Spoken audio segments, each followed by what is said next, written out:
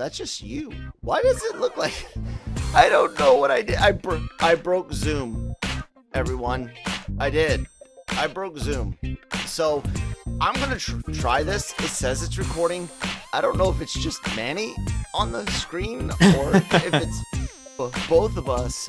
But before we get started, today's episode is brought to you by the great guys over at growgeneration.com, where the pros go to grow everything you guys could possibly need in your home from the pros. Check them out and a little bit more on them later in the video.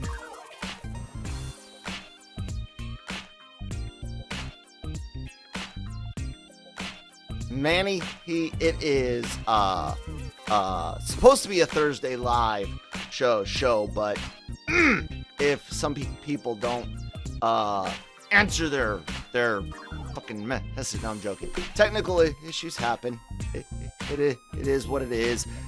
Good morning, everyone. Welcome to LRMornings today with Kyle and Manny. And I've got an issue here. See, a lot of people have already seen this Godzilla versus Kong film, but I'm not seeing it until Saturday with my son. I'm gonna go watch it in theaters. Which is where it should be enjoyed, I think. Mm-hmm. First theater. Get this first movie since Sonic. Wow, theaters. right on. Yep. So the last movie we saw was Family.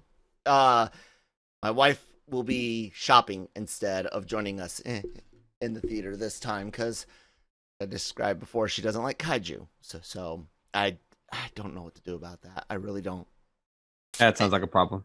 It is. So look, Warner Brothers kind of gave away some things in trailers like Mechagodzilla, and most people assume that these two are going to have to team up. We don't know if that's what happens, but most people assume something causes them to fight, like in comic book hero movies. But eventually they're going to team up against something bigger, badder, maybe. Maybe it is like a rogue Mechagodzilla. Who knows? But there's this conversation online of who's actually going to win between Zilla and Kong. And I gotta say, man, I am a bit of a huge Godzilla fan, and that gorilla's going to fuck him up. That's a dumb idea, man. I'm sorry I had to say it that way, but no, absolutely not. He may get his licks in and everything, but no. Godzilla has been doing this for decades. He's been warding off monsters and all kinds of different kaiju and everything you could throw at him. And I'm sorry. No matter where he fights, I still think at the end of the day, Godzilla has the advantage.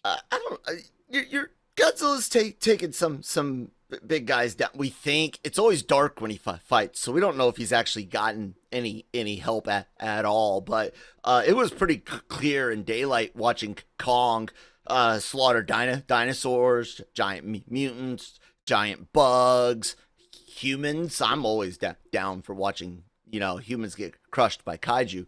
But dude, he's got the mobility, the agility. Zilla takes forever to turn around. God forbid Kong has anything to climb or swing from. Godzilla can't even turn around in a city block. Well, the thing is, Godzilla needs to catch him one time. So, once he has to. But what are the chances of atomic breath hitting that first time? Maybe not the first time, but he's gonna catch him. He also, he has a lot more weapons than abilities than I think some people give him credit for. He has longer arms than what a dinosaur would regularly have. There's the teeth factor. His tail, he uses his tail a lot also, and so he can try to fly around, but he'll swing that tail back around and he'll catch him. That is a good point. The thing is, the experience factor also has something to do with it. I mean, I don't know. I don't know what version we're talking about necessarily, or Just Kong Skull just Island a general idea 2, of yeah. Godzilla. Okay. I mean, I could just list off a couple of things like Destroyer, Mecha Godzilla, Gigan, King Ghidorah, Space Godzilla, Muto. I mean, Rodan. I mean, Yeah, I know. would Kong fare at all against King Ghidorah Ooh. or Gigan? Gigan maybe. Ghidorah probably not, because at that point Kong's size with three heads, that long of a prehensile tail, yeah, no. And I'll give you that. Godzilla does beat uh King Ghidorah in several movies, but it's because he's the hero. Hero or not, Would he it's actually beat that power. monster? Like, if that monster was, I don't even think Godzilla could beat that monster if it was real. I mean, also Godzilla has a healing factor, so that doesn't help. That doesn't help Kong at all. Yeah, It's he's just scarred and he gets burned and hurt and yeah. And the thing about King Kong also that I dislike, and it's just I hate how he's always treated in films. Like he's Kong, but he's always getting messed the heck up by people, and like it just always pisses me off. Like leave him alone. Like he's not even doing anything. he just wants to be on his fucking exactly. He wants to be, and that's another thing, man. I feel bad for my boy because he just wants to be on his island, left alone, and then a bunch of monarch people, I'm guessing, Right. go and grab his ass and like, go fight the giant lizard, motherfucker. He's like, what the heck, man? Yeah. Not exactly the greatest idea for them. But it sucks for me that Ken won't be in this movie. Ken Watanabe, who sacrificed himself for Yeah. Gojira in the previous movie. And no, I was not making fun of anything. I was trying to pronounce the word as it is in Japanese. And it's I really wish they wouldn't have killed him off, but because it would have been, his character would have been interesting in this upcoming movie. But when it comes down to it, do you think they're gonna team up in this and fight something else, a bigger threat like that world King Kong? Or they mentioned something about Antarctica, so I think they're going with maybe the Hollow Earth theory for the Titans, right? Like, Yeah. that old idea that there was like a lost continent or some underground place where Right. dinosaurs and stuff lived in Mhm. Antarctica. I think that's where it is. I also wondered about a potential Pacific Rim twist to it, where it's maybe that area is like interdimensional. What do you think? I already saw it. Oh, So. you already saw. Okay, so don't give anything away then. I saw it. I saw it thinking Did you see? I was gonna need it to get ready for this. Did you see? Where did you see it at home? Yeah, just at home. But you I'm think gonna it should try be to go seen in watch it again in theaters? theaters. Yeah, Good. although it might not. I'll be honest with you. Just an overall thought. I gave it a B minus. So, Okay. Well, but like, here's the thing about kaiju films is that they're never the greatest films. Because besides the fight scenes and the the monster moments, like, they're not very good. And that's just the way they are. And so I think having now so much experience in character development and storylines and things like that, I'm used to a certain thing. So now when I see something like this, like, yeah, I love seeing Godzilla and watching a fight and everything, but it doesn't fill my cup as far as a satisfaction in a story, in a plot development and character development. So, but I accept it for what it is. I still love it. Yeah. And B minus is pretty good. It's doing pretty good on Rotten Tomatoes as of yesterday.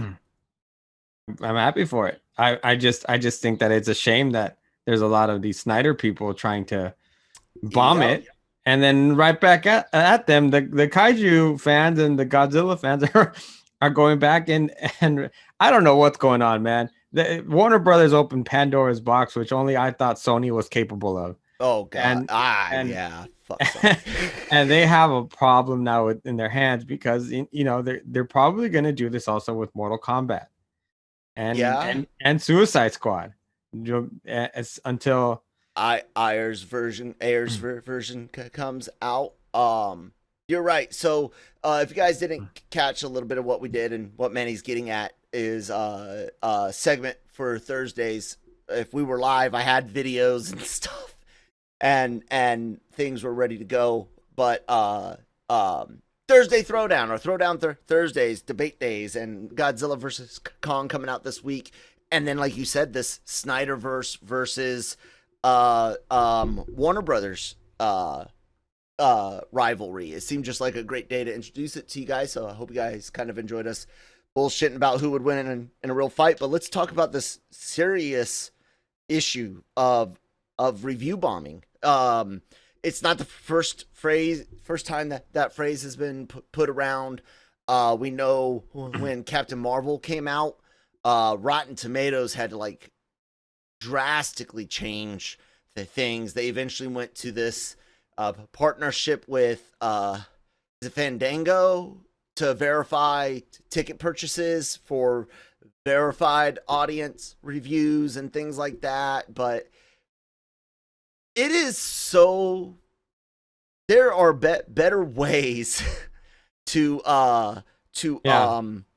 voice your opinion. And the Snyder guys did it in a good way, you know?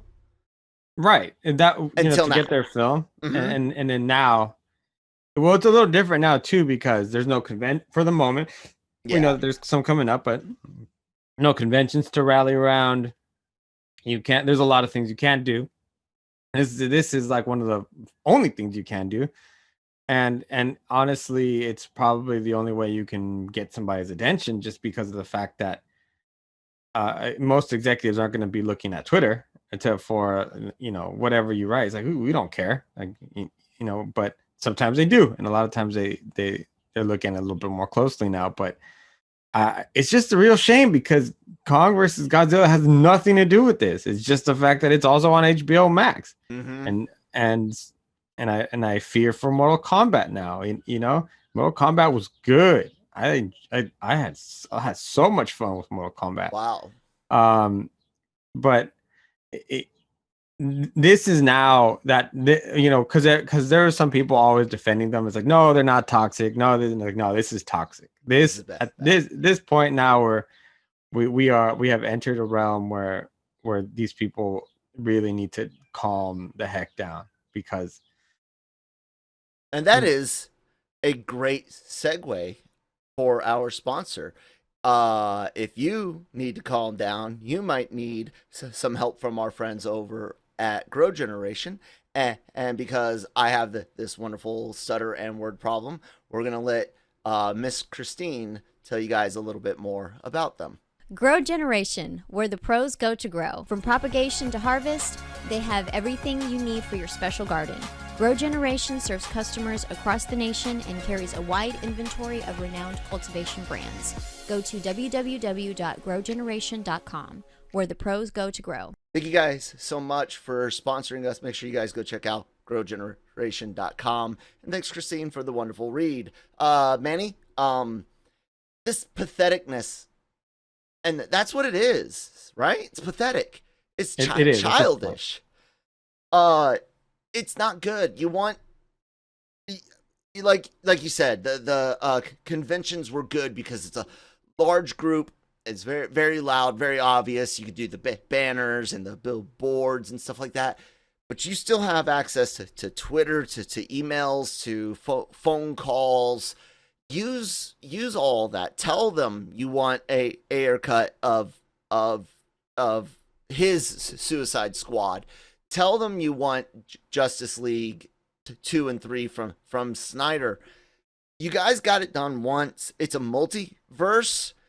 I don't necessarily think Snyder's Justice Leagues should be made, but I'm not saying that they shouldn't either, you know? I also think there was fault in Warner Brothers. The executive came out all cocky and everything and was like, no, we're not doing any of that. Like very, very stern. And I think that further alienated them. She could have left the door open to possibly in the future. It's a multiverse. You never know. Yep. You know, these things take a long time to develop and process. So you could have left the door open and you could have, you know, extended an olive branch, but instead they decided to try and flex. And now they have to deal with the repercussions. Just really bad PR. Oh God, yeah. Yeah, it's real bad. And my biggest problem with this is that people like you and I usually, when we go look at scores for a movie, not for work, and we're looking at it just personally to look at reviews and things like that. I know there's certain words I look for that key me into whether or not somebody is maybe emotionally involved in the film. And those scores I might not take as heavily as someone that's like, you know, cinematography, acting, writing, pace. Like, I would take that score a little bit more into consideration, but really, I judge movies mostly by trailers, right? Is that how you do it? No. Trailers could be 100% deceiving. They can be. They absolutely can be. But do you go with audience score or critic score then, or do you just watch everything and fuck it? Well, actually, kind of. I have to do that sometimes, but I go by synopsis and creative teams, and sometimes even actors. Just because I it's like, am I going to be interested in the story? This just like seems like they want to watch what have they done before? Like for a perfect example is Suicide Squad with David Ayer. The idea of David Ayer taking a team that's really violent, I thought was a phenomenal idea just based on the fact that he did films like Smoking Aces. Yeah, which was and really I love that if film. No one's seen it.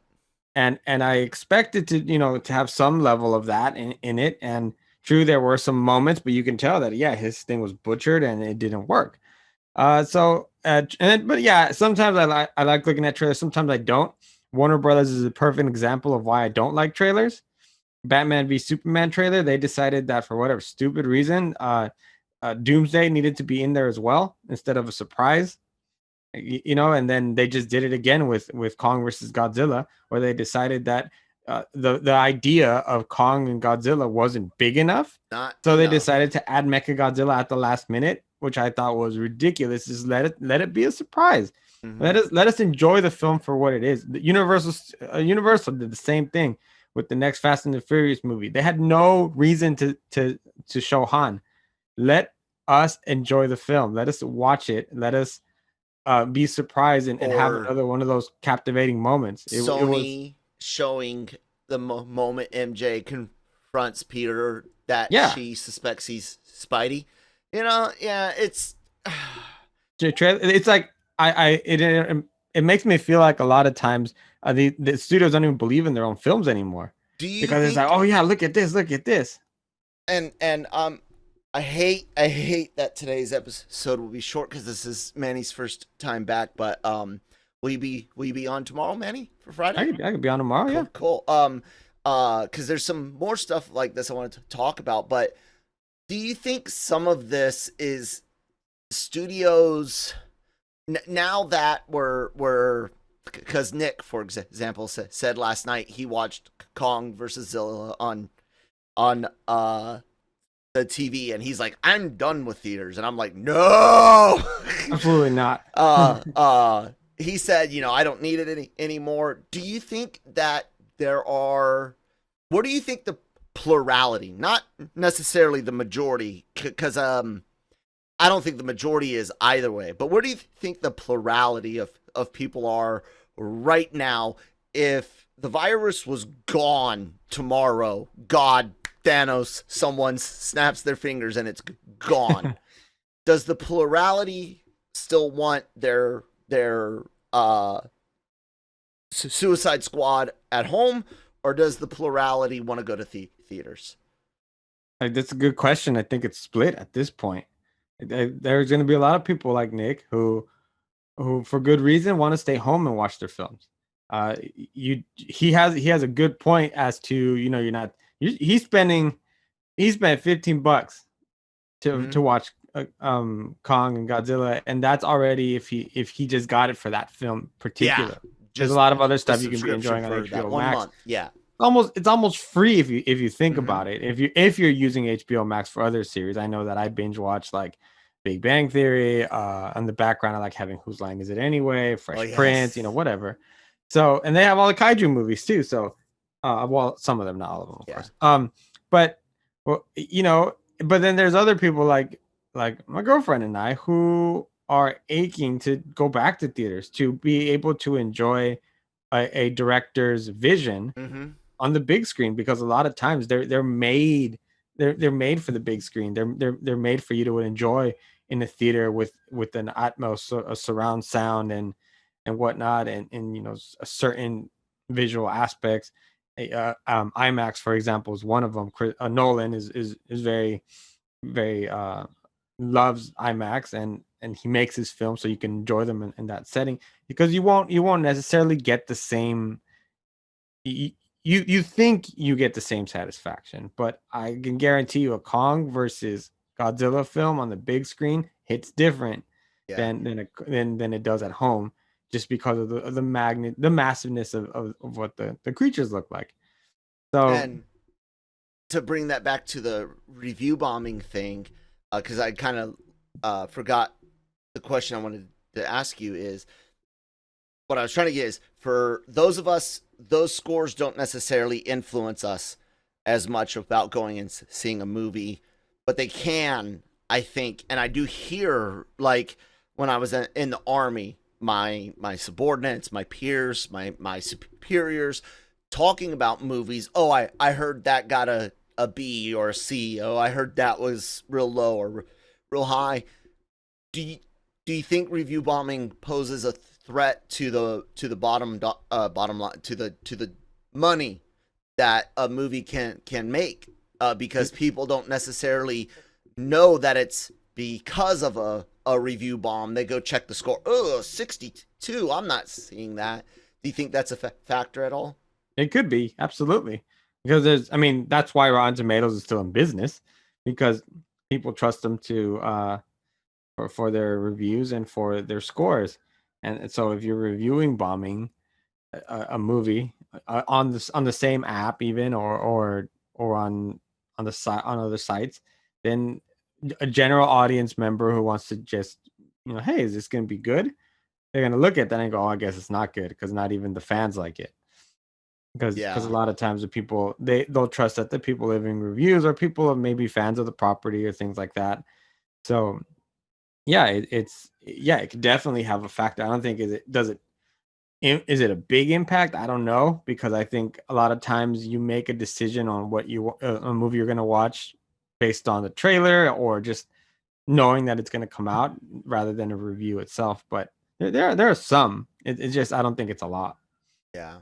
To wrap it up, as of right now at 10:31 a.m. Eastern Time, Zack Snyder's Justice League on Rotten Tomatoes sits at 72% critics with 273 reviews, 95% audience, 25,000 plus reviews.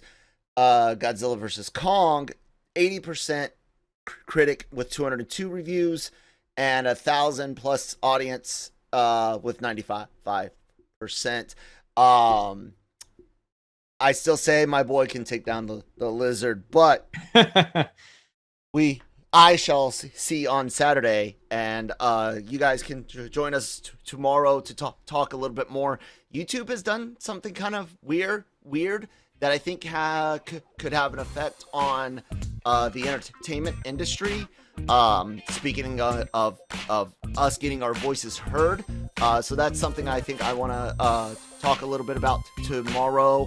And yeah, guys, make sure you check out our sponsor, Grow Generation. Thank you guys so much for sponsoring the show.